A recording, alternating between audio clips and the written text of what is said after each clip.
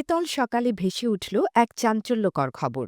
জনপ্রিয় অভিনেতা তাহসান খান বিবাহ বন্ধনে আবদ্ধ হতে যাচ্ছেন, এমন গুঞ্জন ছড়িয়ে পড়েছে গণমাধ্যমে।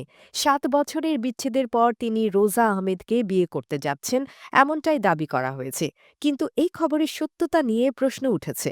শনিবার সকালে সোশ্যাল মিডিয়ায় তাহসান ও রোজার ঘনিষ্ঠ ছবি ভাইরাল হয়েছে।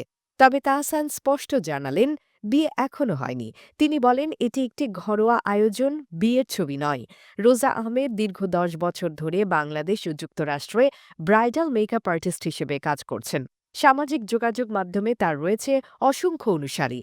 এর আগে নিউ ইয়র্ক ইউনিভার্সিটি থেকে কসমোটোলজির পড়াশোনা সম্পন্ন করে তিনি কুইন্সে নিজের প্রতিষ্ঠান রোজাস ব্রাইডাল মেকওভার প্রতিষ্ঠা করেছেন। তাহসান রোজাকে একজন উদ্যোক্তা হিসেবে উল্লেখ করেছেন। ভক্তদের মধ্যে কনে রোজাকে নিয়ে কৌতূহল দেখা দিয়েছে। তাহসান জানান, সন্ধ্যায় বিষয়টি নিয়ে বিস্তারিত জানাবেন।